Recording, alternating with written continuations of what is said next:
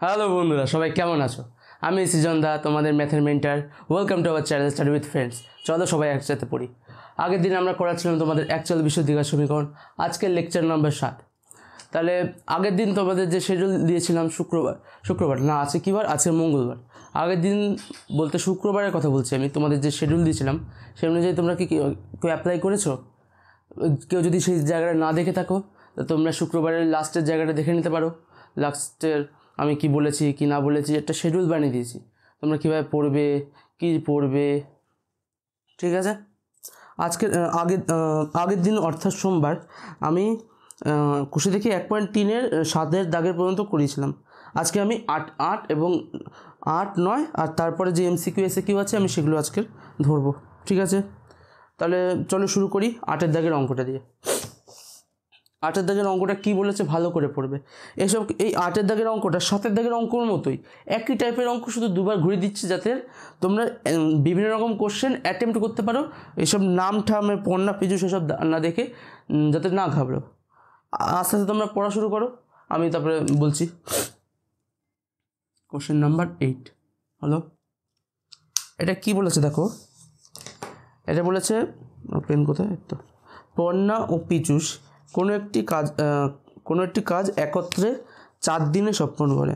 পণ্যা আর পীযূষ যদি একসাথে কাজটা করে তাহলে 4 দিনে সেই কাজটা শেষ করবে। ঠিক আছে, আমি শুনলাম। তা কী বলেছে, আলাদাভাবে একা কাজ করলে পণ্যার যে সময় লাগবে পীযূষের তার চেয়ে 6 দিন বেশি সময় লাগবে। এটা কি বলছে, আলাদাভাবে একা কাজ করলে পণ্যার যে সময় লাগবে পীযূষের তার চেয়ে 6 দিন বেশি সময় লাগবে। আমি তাহলে ধরে নিই এখানটা একই আগের মতোই অঙ্ক। এবার আমি ধরে নেবো যে পণ্যার কত সময় লাগবে, এখানে সেটাই লিখব। ধরি কাজটি করতে পণ্যার সময় লাগবে x। কাজটি করতে পড়নার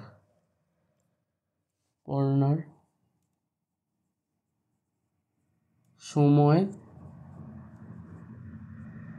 লাগবে x দিন। এই যে ইউনিট মানে এককগুলো দিচ্ছি এগুলোকে তো মাথায় রাখবে। কাজটি করতে পীযূষের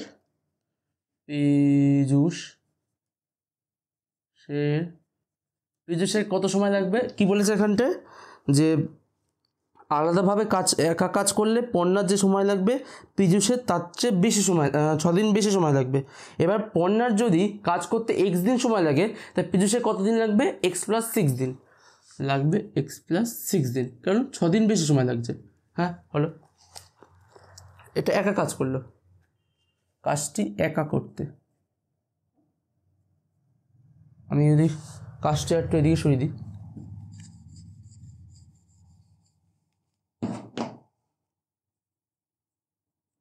কাজটি একা করতে পণ্যার যে সময় লাগবে, পণ্যার সময় লাগবে x দিন, কাজটি একা করতে পীযূষের সময় লাগবে x+6 দিন। ঠিক আছে, তারপরে কি বলেছে, পণ্যা একাকী কতদিনে কাজটি সম্পন্ন করতে পারবে হিসেব করি। আগে আমি এখান দিয়ে হিসেব করি যে পণ্যা একদিনে কত কাজ সম্পন্ন করবে। আমি কাজটা লিখব, পণ্যা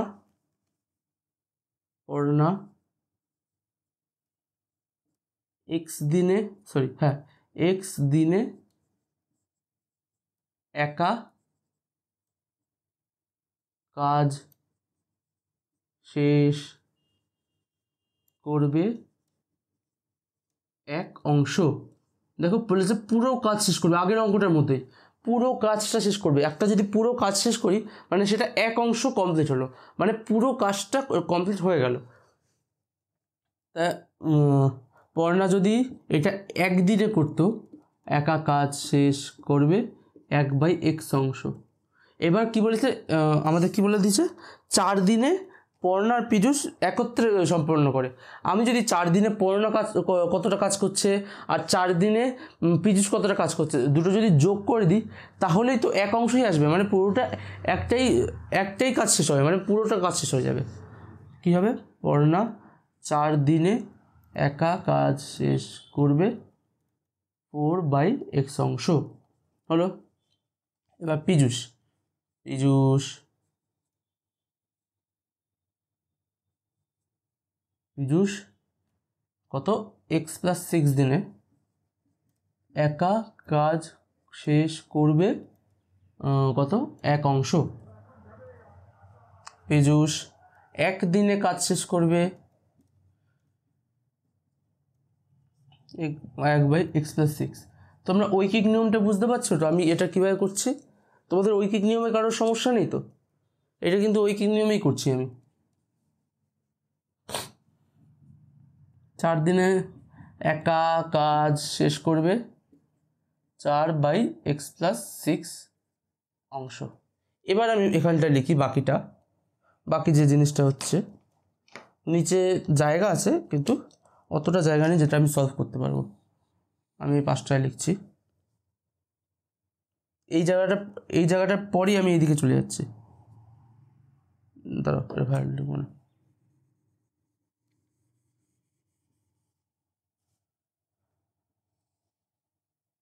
এটার পরে এটা আসছে, তাহলে কী লিখবো? আমি এখান দিয়ে যা পেলাম সেটা আমি এবার এটা এমনভাবে লিখবো যেমনটা এখানে লিখছি, প্রশ্নানুসারে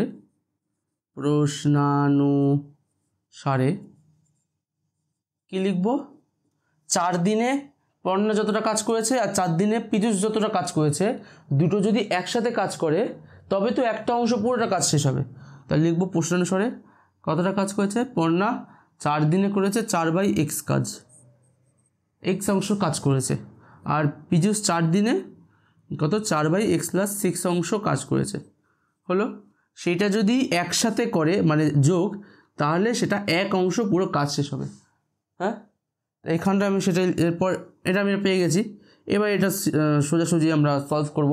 আমি এটা তোমাদের দ্বিঘাত সমীকরণের আকারে নিয়ে আসছি, মানে কোয়াড্রেটিক ইকুয়েশন যাকে বলে।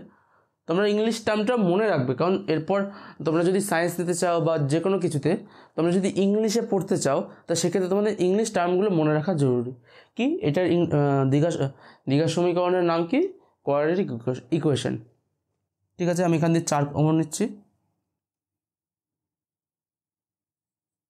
1/x plus 1/x+6 equals to 1, বা 4টা আমি এদিকে নিয়ে চলে আসছি আর এটা লসাগু করে দিচ্ছি।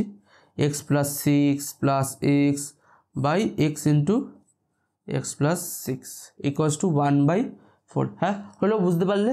এবার অঙ্কটা আমি এখান দিয়ে পরেরটা যা হবে তাই করছি। কি এটা আমি এদিকে ক্রস গুণ করছি, এদিকে ক্রস গুণ করছি। এখানে 2x + 6 4 দিয়ে গুণ করলে কী হয়, 8x + 24 ইকুয়ালস টু এটা কী হবে, x² + 6x, বা এটা চলে আসবে, আমি যদি এটা দিকে নিয়ে চলে আসি, x² কি -2x + কত 24 ইকুয়ালস টু 0। অঙ্কটা শেষ পর্যন্ত দাঁড়াও, না হলো না, এটা -24 হবে। অঙ্কটা আমি পুরো তোমাদের লজিক ধরিয়ে দিলাম। এবার এখান দিয়ে তোমরা নিজে করতে পারবে, কারণ আমি সারা 1.1 কোশ্চেন থেকে 1.5 কোশ্চেন থেকে 1.2তে তোমাকে শিখিয়ে দিয়েছি কীভাবে কী করতে হবে। দুটো উৎপাদকের গুণফল আকারে প্রকাশ করবে, তার প্রত্যেকটিকে শূন্যের সাথে সমান করে চলের মান পেয়ে যাবে। এখানে চলের মান কত, এক্স। এখানে অ্যান্সার কি বলেছে, যে কি পড়না একাকি কতদিনে কাজটা শেষ করবে। পড়নার সময় লাগবে এক্স দিন, তা এক্স দিন আমি যদি এখান দিয়ে এক্সের ভ্যালু পেয়ে যাই, সেটা আমি বসিয়ে দেবো একা কতদিনে মানে কতটা কাজ করবে। এবার 9 অঙ্কটা দেখছি যে কি বলেছে। এই অঙ্কটা তোমরা আমার সাথে যারা করেছো তারা ভালো কথা, খাতা লিখেছো নিশ্চয়ই, আর যারা পাওনি তারা এই অঙ্কটা স্ক্রিনশট তুলে নিতে পারো। আমি সরে যাচ্ছি, তোমরা স্ক্রিনশট তুলে নিতে পারো। হলো, এরপর আমি 9 দাগের অঙ্কটা করব। অঙ্কগুলো কিন্তু ভালোই, ঠিক আছে। শুধু প্রশ্নের অঙ্কের ক্ষেত্রে অনেকে ঘাবড়ে যায় কি করব কি না করব। তোমরা দেখো এই যে 9টা কোশ্চেন আছে, এগুলো একটু ভালো করে দেখে রাখো কি বলছে কি না বলছে, ঠিক আছে।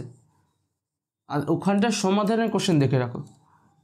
এখান দিয়ে তোমাদের পরীক্ষায় তো কোশ্চেন আসবেই দুটো, সেটা তোমরা যাতে অ্যাটেম্প্ট বা তোমরা পুরো ভালো করে আসতে পারো। আমি তোমাদের সব অ্যান্সারই করে দিচ্ছি, এরকমভাবেই পরীক্ষা হলে করতে হবে, ভয় পাওয়ার কিচ্ছু নেই, ঠিক আছে।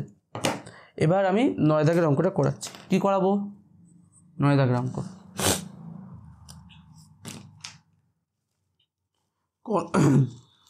এক কলমের মূল্য প্রতি ডজনে 6 টাকা কমলে 30 টাকায় আরও 3টি বেশি কলম পাওয়া যায়। কমার পূর্বে প্রতি ডজন কলমের মূল্য নির্ণয় করি। ঠিক আছে, কি বলেছে এখানটায়? কলমের মূল্য প্রতি ডজনে 6 টাকা কমলে 30 টাকায় আরও 3টি কলম বেশি পাওয়া যায়, 3টি বেশি কলম পাওয়া যায়। কমার পূর্বে প্রতি ডজন কলমের মূল্য নির্ণয় করো। এবার কমার যে পূর্বে প্রতি ডজন কলমের মূল্য আমি তো জানি না, তা আমি লিখি ফার্স্টে যে 12টি পেন কত টাকায় পাওয়া যায়, মানে প্রতি ডজন, ডজন মানে 12। এবার আমি সেটা লিখব। মনে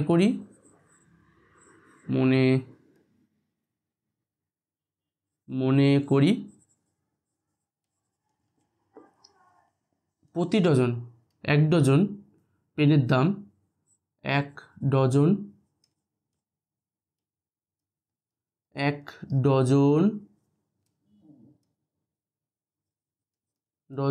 ইকুয়ালস টু 12টি পেনের দাম ইকুয়ালস টু এক্স টাকা হলো। তারপরে কি বলেছে এখানটা কোশ্চেনে? যে প্রতি ডজনে 6 টাকা কমলে, প্রতি ডজনে যদি 6 টাকা কমে,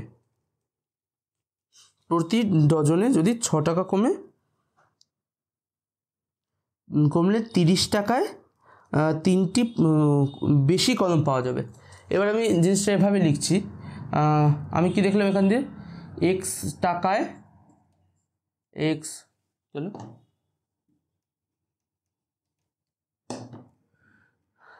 এক্স টাকায় 12টি পেন পাওয়া যায়। তো 1 টাকায় 12/x টি পেন পাওয়া যায়। এবার যদি কি 30 টাকায় কতগুলো পেন পাওয়া যায়? 30 টাকায় 12 × 30 টি পেন পাওয়া যায়। এটা কত হচ্ছে তাহলে? এটা যত হচ্ছে এটা আমরা একটা বার করলাম। এবার যদি প্রতি ডজনে 6 টাকা কম হয়, যদি এখান দিয়ে 6 টাকা কম হয়, প্রতি ডজনে 6 টাকা কম হয়, মানে x-6 টাকা। প্রতি ডজনে পেনের দাম কত ছিল? x টাকা। এবার সেটা থেকে যদি 6 টাকা কমে যায়, টাকায় কি বলেছে? 3টি বেশি কলম পাওয়া যাবে।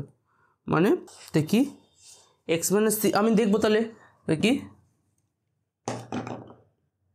পেনটা কথা, x-6 টাকায় কতগুলো পেন পাওয়া যায়? 12টি পেন পাওয়া যায়।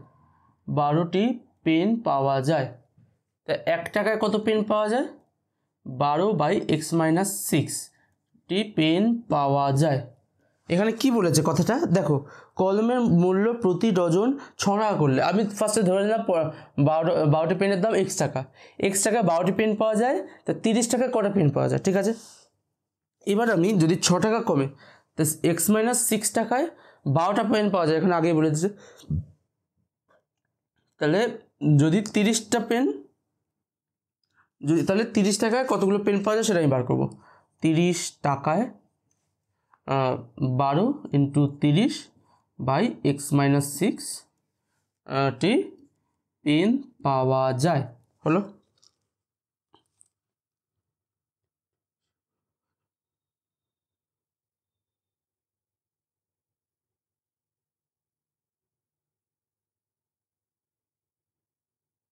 এখানটা কি বলেছে? যে যদি 30 টাকায় আরও 3টি বেশি কলম পাওয়া যাবে। যদি এখানটা আমি কি বলেছে আমি সেটা বোঝার চেষ্টা করি। আমি পাশে এখানটা লাল কালি দিয়ে লিখছি, মানে এর পরের লাইনটা এখান দিয়ে লিখছি। কি বলার চেষ্টা করেছে এখানে? প্রশ্নানুসারে কি বলার চেষ্টা, প্রশ্নানুসারে কি বলার চেষ্টা করেছে এখানটায়? যে 6 টাকা কমলে 30 টাকায় আরও 3টে বেশি কলম পাওয়া যাবে।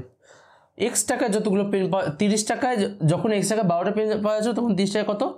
12 × 30 বাই এক্সটি পেন পাওয়া যাচ্ছিল। যখন এটার দাম 12 × 30 বাই x - 6 টাকা হবে, তখন আরও 3টে কলম বেশি পাওয়া যাবে। মানে যখন এটার দাম x - 6 টাকায় যখন 12টা পেন পাওয়া যাবে, তখন 30টা পেন 12 × 30 বাই x - 6 প্লাস 3টে কলম বেশি পাওয়া যাবে। ঠিক আছে, এবার আমি এটাই সলভ করবো এখানটায়। বা 12 × 30 কত হয় তোমরা জানো সবাই? 360 বাই x - 360 বাই x - 6 = 3। বা এখানে যদি x 360 কমন নিই, ধরো এটা এখানে একটা জায়গায় ভুল হয়েছে, আমি যেটা বলছিলাম। দেখো এখানটা কী হবে?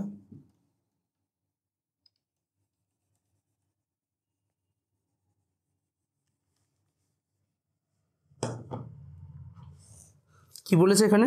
কলমের মূল্য প্রতি ডজনে 6 টাকা কমলে 30 টাকায় আরও 3টি কলম বেশি পাওয়া যাবে।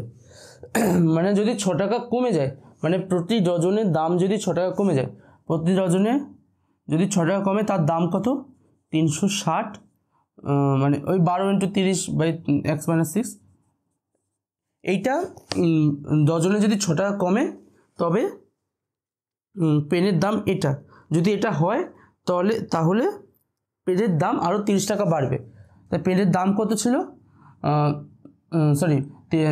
আগে x টাকায় যখন 12টি পেন ছিল, তখন 30 টাকায় কতগুলো পেন পাওয়া যেত? 360 বাই x, এর সাথে আরও কত? 3টে পেন। এটা যতগুলো পেন পাচ্ছি, এক্ষেত্রে যতগুলো পেন পাচ্ছি, তার থেকে আরও 6টা কত বলেছে এখানটা? 3টে পেন বেশি পাবো। হয়ে গেল, এটা আমরা ইকুয়েশন। এটা আমি এখান দিয়ে সলভ করে আমি এবার বার করবো অ্যান্সার কত কী হবে। এখান দিয়ে তোমরা এবার বার করে দিতে পারবে। কনসেপ্ট এটাই, তোমাদের বুঝিয়ে দিয়েছি।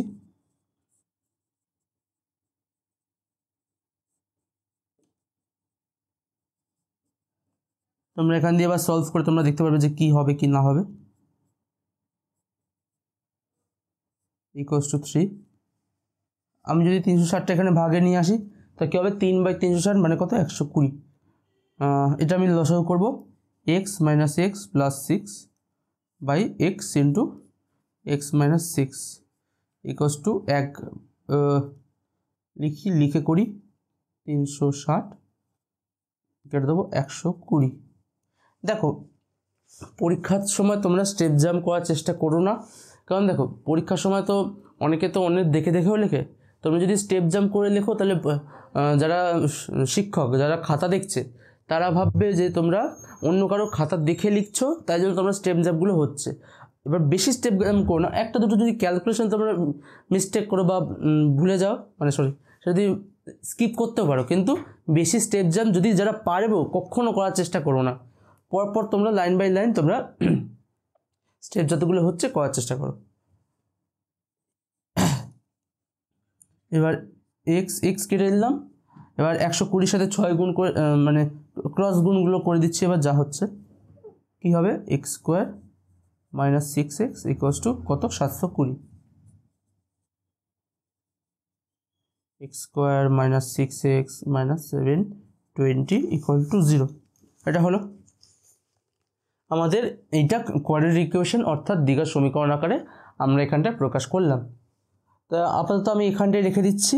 তোমরা এখান দিয়ে তোমরা অ্যান্সার বার করে নিতে পারবে। এখানটা আমাদের কী চেয়েছে? যে কমার পূর্বে প্রতি ডজন কলমের মূল্য কত ছিল।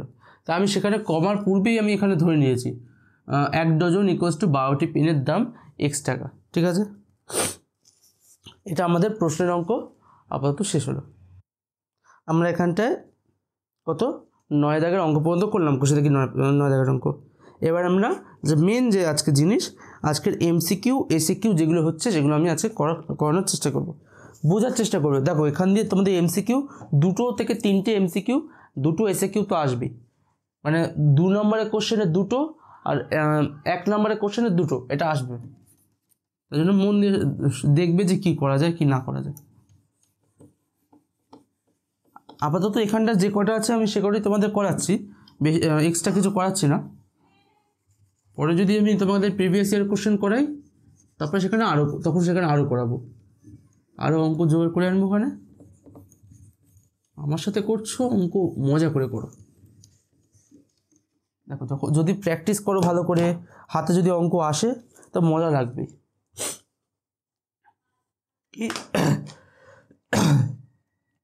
এবার 10-এর দাগের অঙ্ক, 10-এর এ। হ্যাঁ, 10-এ কী বলেছে? অতি সংক্ষিপ্ত উত্তরধর্মী প্রশ্ন। অতি সংক্ষিপ্ত আকারে যে উত্তরধর্মী প্রশ্ন মানে করা যায় সেগুলো, ঠিক আছে। এর মধ্যে এর দাগের যেটা আছে সেটা কি আছে? বহু বিকল্পীয় প্রশ্ন, এমসিকিউ। মানে এখানটা এমসিকিউর ক্ষেত্রে এমসিকিউর আসল অর্থ হচ্ছে কি মাল্টিপল চয়েস কোশ্চেন, মানে সেটা অ্যান্সার অনেকগুলি হতে পারে। কিন্তু আপাতত এখানে যে কোশ্চেনগুলো আছে সেগুলোর অ্যান্সার একটাই হবে, ঠিক আছে। কি বলেছে? 1-এর দাগের যে অঙ্ক, 10-এর 1-এর দাগের পরীক্ষার সময় তোমরা এই কোশ্চেনগুলো যে এমসিকিউগুলো আছে, এটা তোমাদের যদি টাইম থাকে, তোমাদের হাতে স্পিড যদি বেশি থাকে, তোমরা এমসিকিউগুলো টুকতে পারো। না হলে যদি তোমরা শুধু অ্যান্সার লিখে দাও তাহলেও কোনো সমস্যা নেই, ঠিক আছে। তোমাদের যাদের সমস্যা হবে বা হাতে স্পিড যদি একটু কম হয়, তোমরা এগুলো জাস্ট অ্যান্সার লিখে আসতে পারো পরীক্ষা হলে। যাদের হাতে স্পিড বেশি তারা পুরো কোশ্চেনটা লিখবে। আমি যেরকম লেখার চেষ্টা করছি, কি 10-এর 1 এরকম ভাবে লিখবো। একটি দ্বিঘাত সমীকরণের, দেখো এই শর্ট কোশ্চেনগুলোতে তোমাদের অনেকের কনফিউশন হতে পারে, আমি সেগুলোই তোমাদের সাথে করার চেষ্টা করছি। কনফিউশন হবে না, কনফিউজ হয়ে যাবে না, ঠিক আছে। সমীকরণের বীজের সংখ্যা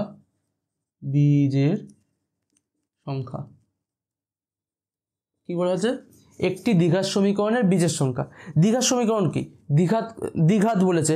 দ্বিঘাত মানে কি?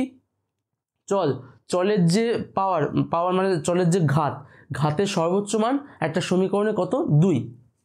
সেই জন্য এখানে দ্বিঘাত সমীকরণ বলেছে। যদি চলের যে ঘাত তার মান যদি 2 হয়, তবে সেই সমীকরণের চলের 2টো ভ্যালু আসবে, মানে 2টো ভ্যালু মানে 2টো মান আসবে। সেক্ষেত্রে চলের যদি 2টো মান আসে, তা সেক্ষেত্রে বীজের সংখ্যা হবে 2। তা সেক্ষেত্রে একটি দ্বিঘাত সমীকরণের বীজের সংখ্যা কত হবে? 2।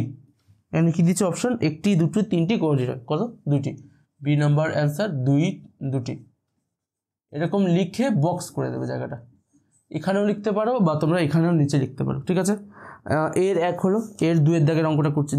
কী বলেছে এখানটা? তোমরা পড়ো, আমিও পড়ি। ax² + bx + c = 0। এইগুলো স্ট্যান্ডার্ড ফর্ম, তোমাদের আমি পড়ার মাঝে মাঝেই বলে এসেছি। এবার যারা তোমরা আমাদের ফলো করেছো তোমরা নিশ্চয়ই জানো এগুলোর অ্যান্সার কী হবে। আমি প্রত্যেকটা কোশ্চেনের অ্যান্সার আমি মাঝখানে বলে এসেছি। কি? ax² + bx + c = 0। কী হয়েছে? দ্বিঘাত সমীকরণ হলে হ্যাঁ এটা দ্বিঘাত সমীকরণ আমি লিখতে পারছি, কারণ এক্সের ঘাতের মান কত? 2, ঠিক আছে। দ্বিঘাত সমীকরণ হলে কি বলেছে এখানটা?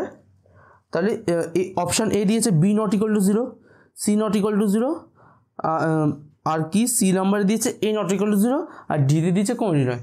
আমরা কি জানি? এটা যদি একটা দ্বিঘাত সমীকরণ হতে হয় তখন চলের ঘাতের সর্বোচ্চ মান 2 হতেই হবে, সেটা তোমাদের মাস্ট মনে রাখতে হবে। দ্বিঘাত সমীকরণ হতে গেলে চল বলতে এক্সের যে ঘাতের সর্বোচ্চ মান 2 হতে হবে। সেক্ষেত্রে এটা যদি যদি 0 হয়ে যায়, 0 হলে তো এই চলটাই থাকবে না, কারণ শূন্যর সাথে যাই গুণ থাকুক, এখানে এর সাথে x² গুণ আছে, শূন্যের সাথে যাই গুণ থাকুক সেটা 0 হয়ে যায়। এখানে যদি এটা 0 হয়ে যায়, তা সেক্ষেত্রে চলের ঘাতের সর্বোচ্চ মান সেটা 2 থাকবে না।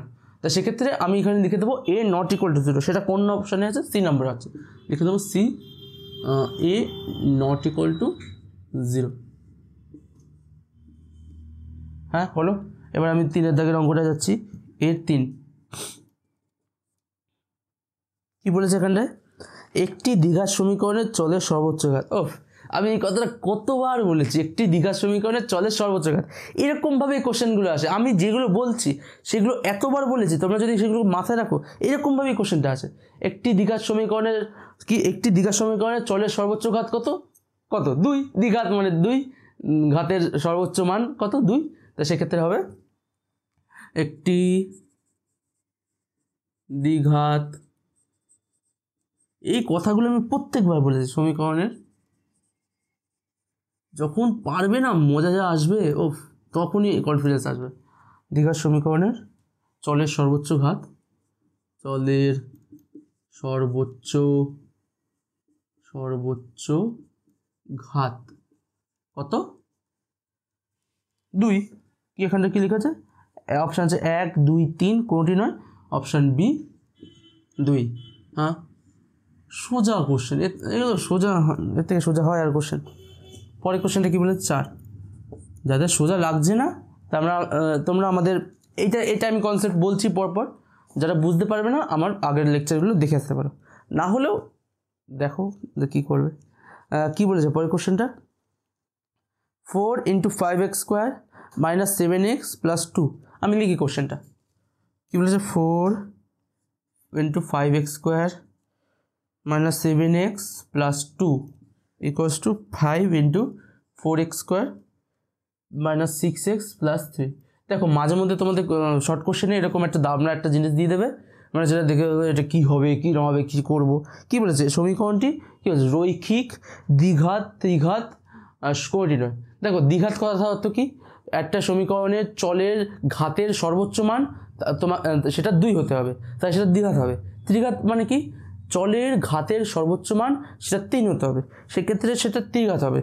তাহলে এখানটা আমি কি দেখি সমীকরণটি, এটা আমি যদি বা লিখে যদি এটা সলভ করি, এটা 4 গুণ করে দিই, 20x² - 28x + 8 = 20x² - 5 6 30, 30x + 15।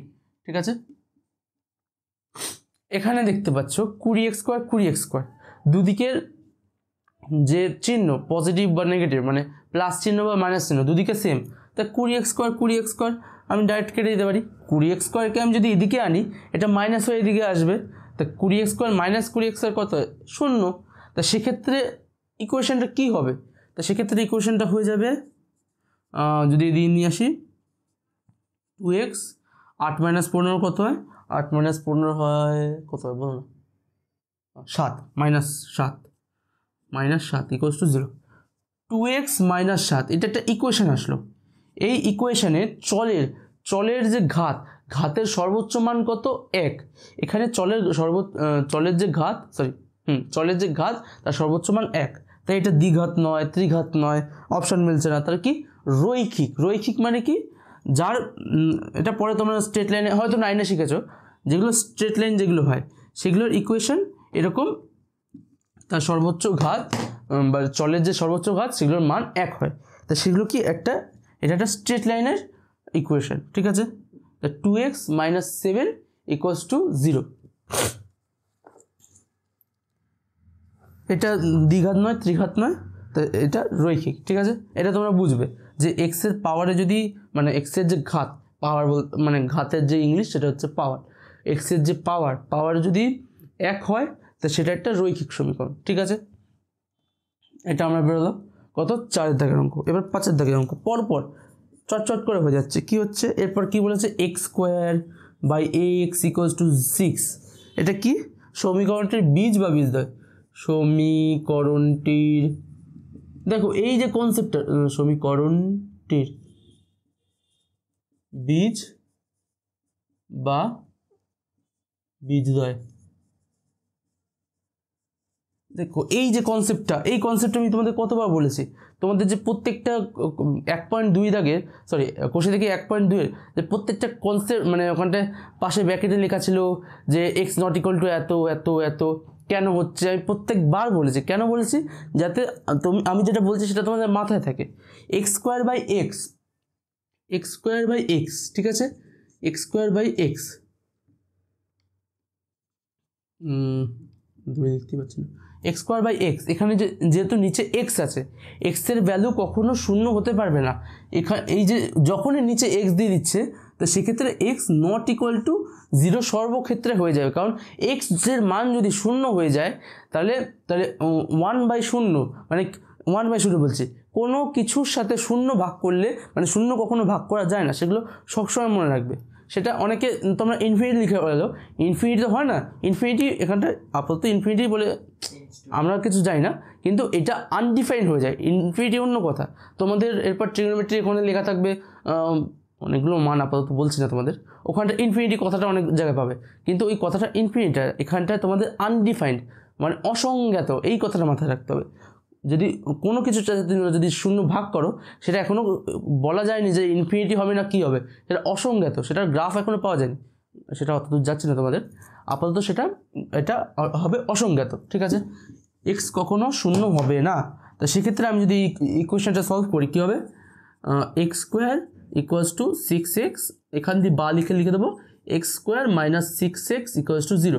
এই আমি যদি এখানটা যা দিয়েছিলাম, আমি তোমাদের বলেছিলাম একটা কোশ্চেনে যে সি মানে এখানে যদি আরও যে সংখ্যাটা থাকে, সেই সংখ্যাটা যদি না থাকে, তা সেক্ষেত্রে এটার একটি চলের মান, চলের একটি বীজ সবসময় শূন্য হবে, কিন্তু এক্ষেত্রে সেটা হবে না, কারণ আমি আগেই এখানটা বলে দিয়েছি, এই যে সমীকরণটার ক্ষেত্রে x not equal to zero, তা সেক্ষেত্রে আমি যদি এটা সলভ করি তাহলে কী হবে, আমি লিখে দেবো বা x into x minus six equal to zero, হয় এক্স ইকুয়ালস টু জিরো অথবা এক্স ইকুয়ালস টু সিক্স, এই জিরোটা আমি এখান দিয়ে কেটে দেবো ডাইরেক্ট। দেখো আমি যে তোমাদের এত বড় বড় করে করছি, পরীক্ষা হলে তোমরা এত বড় বড় করে করবে না, জাস্ট এখানে লিখে দেবে x not equal to zero, তো এক্স এক্স কেটে দেবে, তো কী থাকবে এক্স ইকুয়ালস টু সিক্স, সেটা লিখে দিয়ে চলে আসবে। আমি তোমাদের বড় করে বোঝানোর জন্য যে কী হচ্ছে কী না হচ্ছে, সেটা আমি তার জন্য এত বড় করে লিখছি, কি এখানে এক্স ইকুয়াল টু জিরো হবে না, কেটে দেবে, আর বলে দেবে যে one by zero is undefined, বা যারা ইংলিশে লিখছে আনডিফাইন্ড, যারা বাংলায় বলবে যারা বলবে অসংজ্ঞাত, ঠিক আছে। তাহলে এক্সের ভ্যালু কটা আছে সিক্স, তো এখানে কী অপশান আছে যে 10-এর দাগের এর দাগের 5-এ কী আছে অপশান, 0 6, এর দাগে আছে 0, বি এর দাগে আছে 6, সি এর দাগে আছে 0 ও 6, যেটা এখানটা তোমাদের কনফিউজ হয়ে যেতে পারে, আর একটা হচ্ছে ডি এর দাগে -6, তা সেক্ষেত্রে কী হবে, বি এর অপশান হবে বি কত 6 অপশান, তোমরা এরকমভাবে রাইট দিয়ে চলে আসবে, ঠিক আছে। রাইট না, তোমাদের তো এরকম খুব করে লিখে দিয়ে চলে আসবে, ঠিক আছে। এবার আমি বিয়ের দাগের অঙ্কটা, তোমরা এটা দেখে নিয়েছো, এটা হচ্ছে তোমাদের এমসিকিউর সলিউশন, তোমরা যারা বুঝতে পারলে ভালো কথা, না হলে তোমরা স্ক্রিনশট তুলে নিতে পারো, ঠিক আছে। এবার আমি 10-এর দাগের বিয়ের অঙ্কগুলো করছি।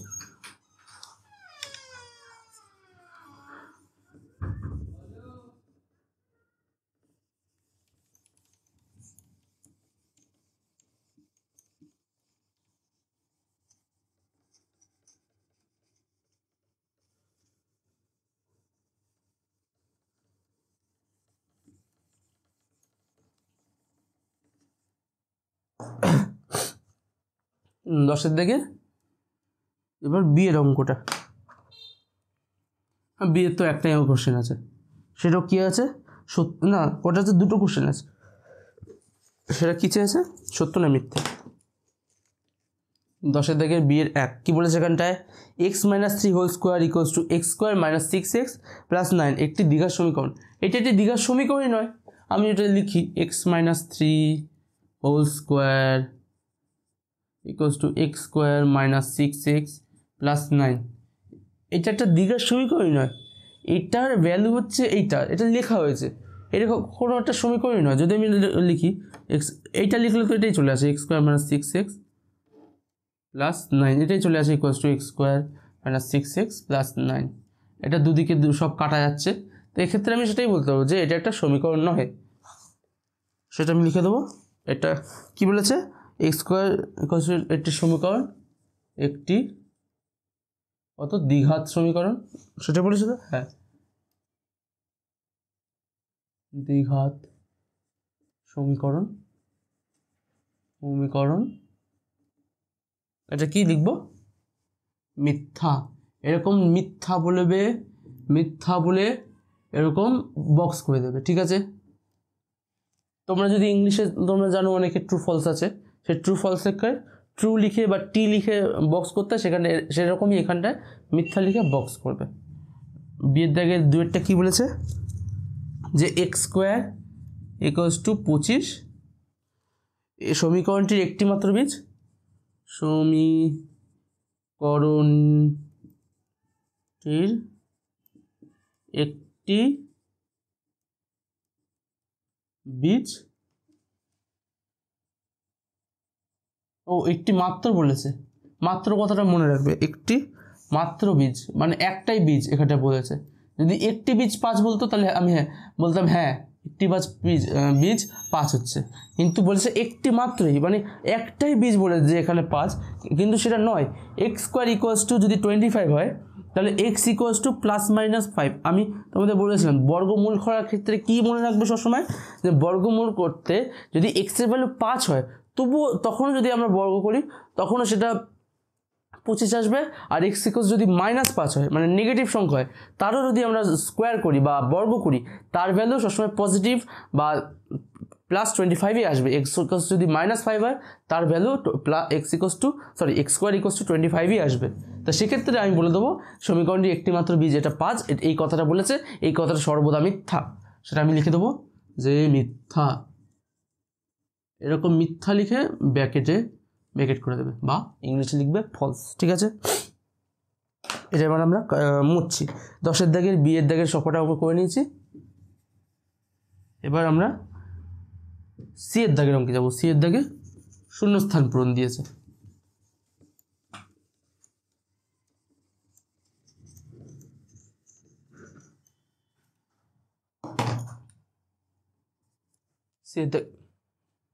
সি এর দাগের কোশ্চেনটা কি বলেছে, শূন্যস্থান পূরণ।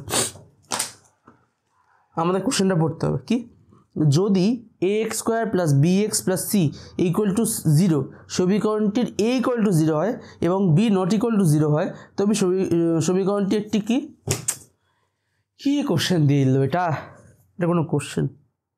কি বলেছে, যদি ax square plus bx plus c equal to 0, তাই এখানে কি বলেছে সমীকরণটি a ইকুয়াল টু 0। তো সমীকরণটি a ইকুয়াল টু যদি 0ই হয়ে যায় তাহলে তো এক্স স্কোয়ারের টার্মটাই থাকবে না, এক্স স্কোয়ারের যে মানটা সেটাই থাকবে না। কেন, a ইকুয়াল টু 0 হলে এক্স স্কোয়ারের সাথে 0 গুণ করলে কত হয়, এক্স স্কোয়ারের সাথে 0 গুণ করলে 0ই হয়ে যায়। তা সেক্ষেত্রে শুধু এক্স মানে চলের ঘাত কত থাকবে, 1, সেটাই থাকবে। আমি এটা লিখে দেখাই, তোমাদের মুখে বললে অনেকে বুঝতে পারছো না। কি আমাদের দিয়ে দিয়েছে এখানটায়, যদি দেখো তোমাদের জন্য আমি পুরো অঙ্কটা লিখছি, সেভাবে তোমরা বোঝার চেষ্টা করো যে কি বলছি না বলছি। পুরোটা অঙ্ক কিন্তু লিখে কেউ বোঝাবে না, তোমাদের বোঝার চেষ্টা করো। ax square plus bx plus c equals to 0 সমীকরণটির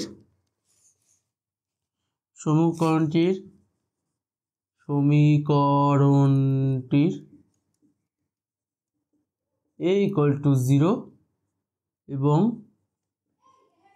b নট ইকুয়াল টু 0। তো সেক্ষেত্রে তবে সমীকরণটি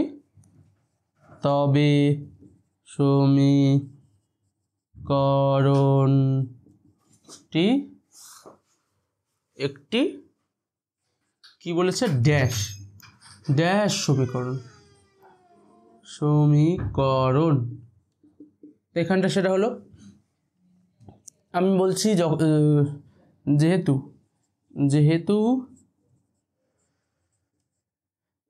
এটা মাথা লিখবে, এটা লিখতে হবে না পরীক্ষা খাতায়। a ইকুয়াল টু 0, সুতরাং ax স্কোয়ার ইকুয়াল টু 0, সুতরাং সমীকরণটি হবে, আর যেহেতু বলেছে b নট ইকুয়াল টু 0, তো এই টার্মটা থেকে যাবে, সমীকরণটি হবে bx প্লাস c। তাই আমি বলেছিলাম মানে bx plus c equal to 0।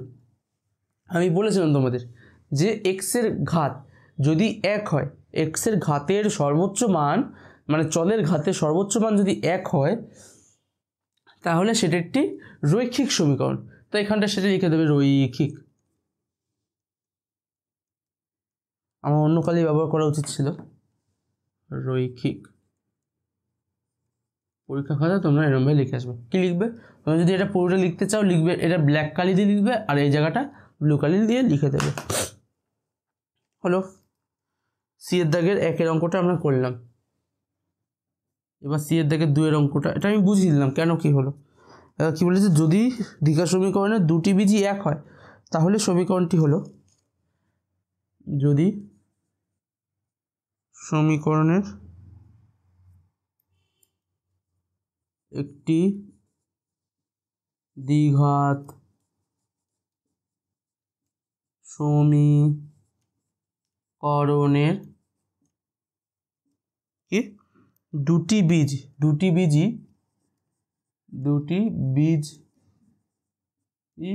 এক হয় তাহলে সমীকরণটি হলো, সমীকরণটি হলো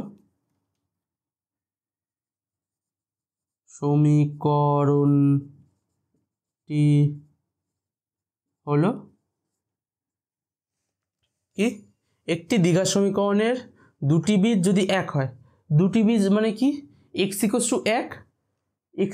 1, দুটো বীজই এক, তা সেক্ষেত্রে সমীকরণটি কি হবে,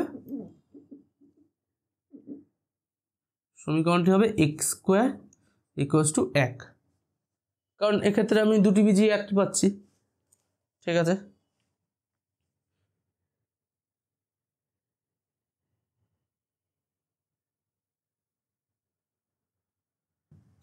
না দুটি বীজই একই, কী হবে, দুটি বীজ এক মানে কি, x - 1 × x - 1 = 0 হলো না, এটা x² = 1 হবে না, এটা x² = 1 হবে না, x - 1 × x - 1 = 0, তাহলে সেক্ষেত্রে হবে বা x - 1² = 0, সমীকরণটা কী হবে, x - (2) = 0, এটা হচ্ছে সমীকরণ। বা লিখে দিবি এখান, বা তোমরা লিখতে পারো এখানটায় x² - 2x + 1 = 0, এই আকারেও তোমরা লিখতে পারো, আমি সেটা লিখে দিই এখানটায়। সমীকরণটা এরকম হবে, এটা একটু লাল কালি দিয়ে বা কালো কালি দিয়ে লিখি, এটা x² - 2x + 1 = 0, এটা হচ্ছে সমীকরণ মানে সমান চিহ্নের এইদিকে কিছু চলের সম্মেলন আর ওদিকে শূন্য বা চলের সম্মেলন থাকতে পারে। এটা হলো সি এর 2 দাগের অঙ্ক। এবার সি এর 3 দাগের অঙ্কটা কী হবে, কী বলেছে, x² = 6x, সমীকরণটির বীজদ্বয়,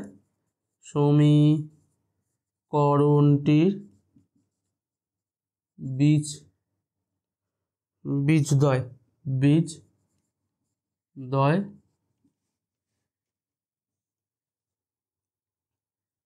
ড্যাশ ও ড্যাশ। দেখো আগের অঙ্কটা কি ছিল, x² বাই এক্স, আগের অঙ্কটা কি ছিল, x² x = 6, ঠিক আছে, তাই জন্য আমি বলেছিলাম x ≠ 0, কারণ x তখন বাইতে ছিল মানে নিচে ছিল, তো সেক্ষেত্রে x যদি শূন্য হয়ে যেত তা সেক্ষেত্রে এই সমীকরণটার তাহলে আনডিফাইন্ড হয়ে যেত, মানে অসংজ্ঞাত হয়ে যেত।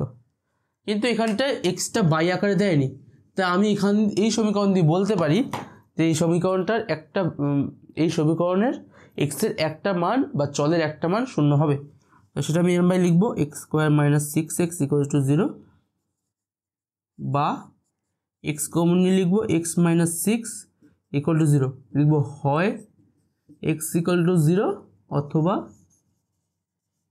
x = 6, হলো। আমরা জিনিসটা এরমভাবে লিখে দেব, যা এসছে হুবহু সেরকম লিখে দেবো। শূন্যস্থান পূরণ তোমরা এরকমভাবে করবে, এইটা কালো কালি মানে এই লেখাটা কালো কালি আর এটা নীল কালি দিয়ে করবে, আমি জিনিসটা উল্টো করেছি, তোমরা এরকম করো না, ঠিক আছে। 10 দাগে সি এর দাগের আমি সবগুলো অঙ্ক করে দিলাম। এবার আমি নেক্সটের দিকে যাব, 11 দাগের অঙ্কগুলো যাব। আমি পুরো বোর্ডটা মুছছি, তোমরা আস্তে আস্তে 11 অঙ্কটা দেখতে থাকো কী হচ্ছে। 11 দাগের 5 অঙ্কগুলো করাবো তাড়াতাড়ি করে।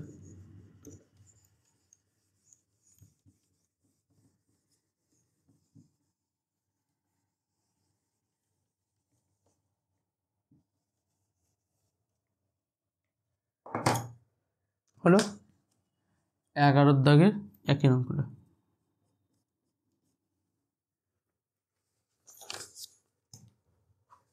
X square plus A x plus 3 equal to 0। কী বলেছে? X square plus A x plus 3 equal to 0। সমীকরণের একটি বীজ 1, সমীকরণের একটি বীজ 1, তাহলে এর ভ্যালু কত? এগুলো সোজা অঙ্ক, আমি তোমাদের আগেও করিয়েছি, তবুও এখানটা সংক্ষিপ্ত উত্তরধর্মী প্রশ্ন মানে 2 মার্কসের কোশ্চেন। তো এক্ষেত্রে আমি তোমাদের আবার বলে দিচ্ছি, এগুলো আমি তার জন্য বেশি এক্সপ্লেন করছি না, এক্সপ্লেন তো করবো, যতটা দরকার আমি ততটাই করছি, আমি সেইভাবে করছি। এটা তোমাদের এটা আগের লেকচারগুলোতে পেয়ে যাবে, তোমরা এটা দেখে নিও। কি আমি এই একটা যদি এই সমীকরণের একটি বীজ হয়, তো এই সমীকরণের একটি মানে 1 হচ্ছে এই সমীকরণটি 0, তাই আমি লিখব এটা 1 নম্বর ইকুয়েশন, 1 নং সমীকরণে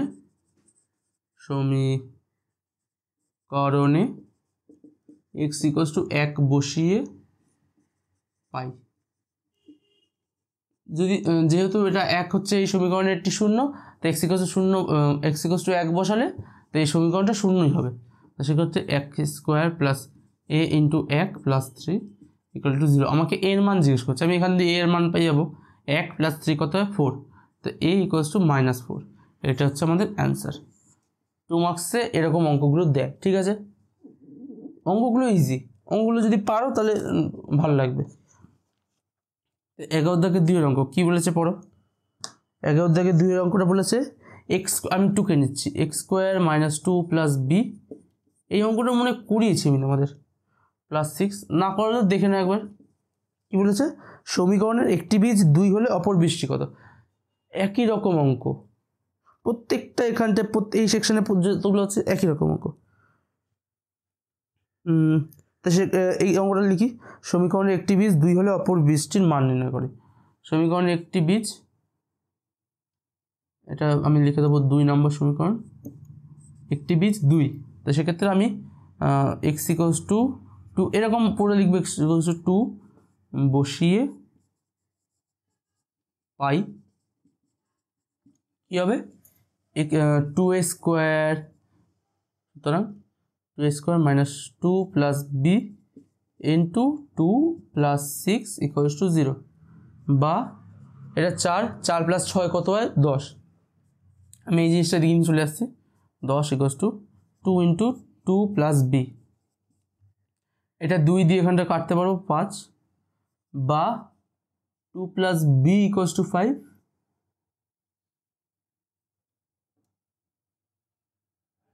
2 প্লাস বি ইকুয়ালস টু 5, বা বি ইকুয়ালস টু 3। এইটা তোমাদের অ্যান্সার চলে এলো। তোমরা অ্যান্সার এরকম আকারে পরীক্ষা হলে লিখে চলে আসবে। কি 11 1 2 করলাম, 11 যে 3 অঙ্কটা আছে আমি মুছছি এটা, ঠিক আছে?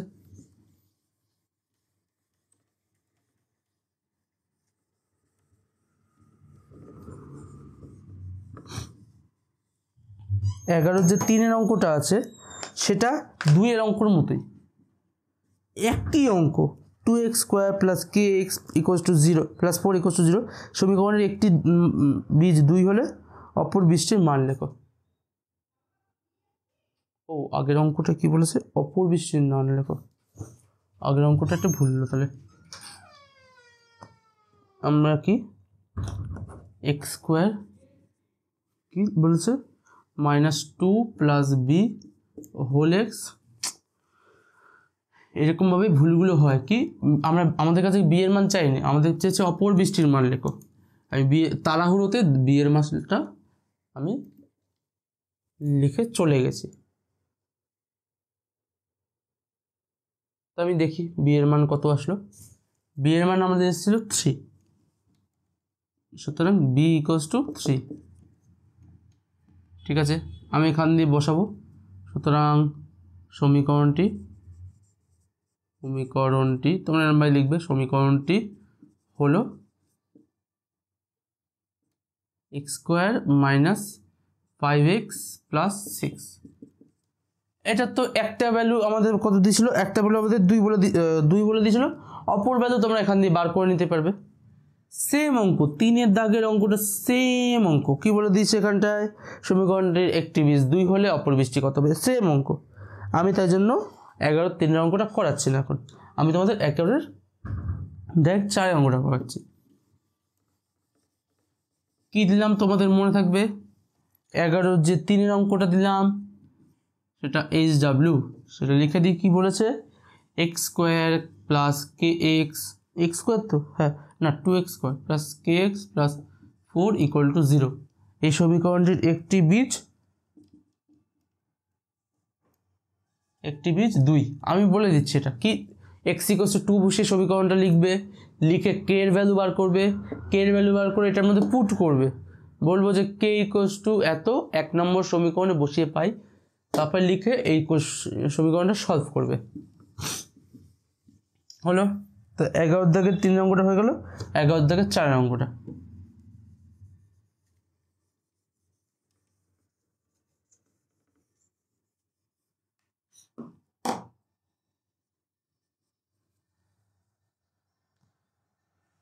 এক দাগের 4 অঙ্কটা কি বলছে, একটি প্রকৃত ভগ্নাংশ ও তার অনন্যকের অন্তর 9/20।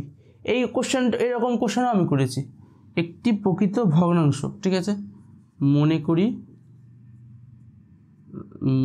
ভগ্নাংশ মানে কি, একটু কিছু মানে a/b ফর্মে থাকবে, ঠিক আছে, এটা হচ্ছে একটা ভগ্নাংশ। তো সেটা আমি লিখি, মনে করি একটি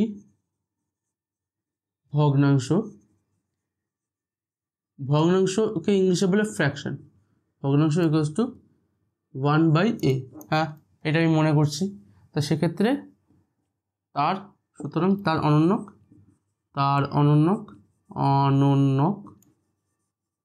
কত হবে, অনন্যক মান ঠিক লিখলাম, হ্যাঁ অনন্যক মান ঠিক লিখলাম, ইকুয়ালস টু 1/a উল্টো কত হয়, অনন্যক মানে কি, একটা সংখ্যা থাকবে তার উল্টো মানে কি, যদি a থাকে 1/a, 1/, থাকলে a, এখান দিয়ে বুঝতেই পারছো, তার অনন্যক equals to a।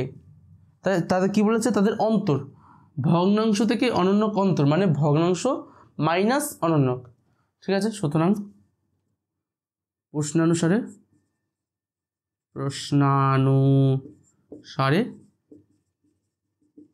1/a minus a equals to কত দিয়ে দিচ্ছে 9/20। অন্তর মানে বিয়োগ, ফল মানে বিয়োগ, ঠিক আছে। 1 - a², এটা লসাগু করছি বাই a, 9/20। এরপর লসাগু করবো কি, 20 - 20a² = 9a। এই পার্টটা দিকে নিয়ে চলে যাবো, 20a² plus 9a minus 20 equal to 0। এটা কি বলেছে, সমীকরণটি লিখি, সমীকরণ লিখতে বলেছে, এই তো সমীকরণ বার করে দিয়েছি, আমাদের আর কিছু চাইনি, চলের মানটান কিচ্ছু চাইনি। তো এক্ষেত্রে এটাই আমাদের অ্যান্সার হয়ে যাবে, ঠিক আছে। আমি আপাতত 4-এর অঙ্কটা এই পর্যন্ত রাখলাম। এবার কি 5-এর অঙ্ক,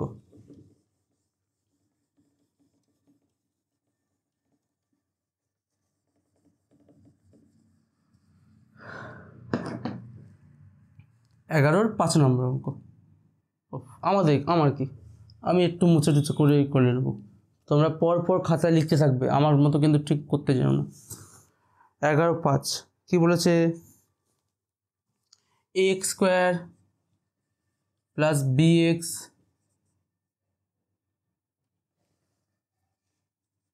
প্লাস 35 ইকুয়াল টু 0।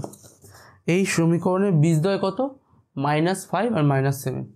এটা 1 নম্বর সমীকরণ, 1 নম্বর সমীকরণের দুটি বীজ কত, -5 -7। কি বলে দিচ্ছে, a ও b এর মান লিখি। দুটি আননোন ফিগার মানে দুটি আননোন যদি চল না, এখানে আননোন যদি কনস্ট্যান্ট, মানে কনস্ট্যান্ট কি বলবো, কনস্ট্যান্টের বাংলা হচ্ছে গিয়ে ধ্রুবক, হ্যাঁ, দুটো যদি অজানা ধ্রুবকের মান বার করতে আমাদের তাহলে মিনিমাম দুটো ইকুয়েশন অর্থাৎ দুটো সমীকরণ লাগবেই। আমি দুটো সমীকরণ কি বসাবো, -5 বসিয়ে আমি একটা সমীকরণ পাবো, -7 বসিয়ে একটা সমীকরণ পাবো। সেটা যদি সলিউশন করি আমরা তাহলে a আর b এর মান পেয়ে যাব। সেটা আমি করি, এরকম অঙ্ক আমি তোমাদের আগে একবার করেছি, দেখি চেষ্টা করি। x = -5 বসিয়ে i a into -5 whole square plus b into -5 plus 35 equal to 0 বা 25a -5b plus 35 equal to 0, এটা 2 নম্বর সমীকরণ। তারপরে আবার লিখব x ইকুয়ালস টু -7 বসিয়ে পাই কি লিখব a into -7 whole square -7b plus 35 equal to 0 বা 49a -7b plus 35 equal to 0। এই আমি দুটো সমীকরণ দিলাম, সমীকরণ দুটো সলভ করবে, সলভ করে তোমরা এ আর বি এর ভ্যালু পাবে।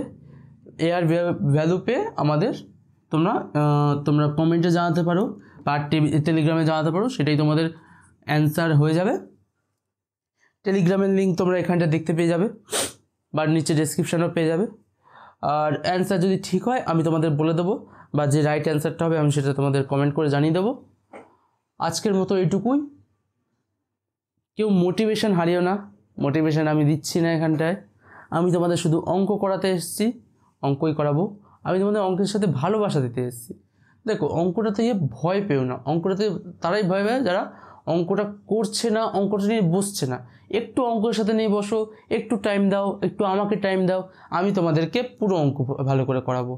অঙ্ক যদি আমার সাথে করতে থাকো অঙ্কের ভয় তো পাবে না। আমি যেরকমভাবে করাচ্ছি তুমি সেরকমভাবে করতে থাকো, আমার সাথে এগিয়ে চলো। আমি তোমাদের টেস্ট পরীক্ষার আগে পর্যন্ত থাকবো।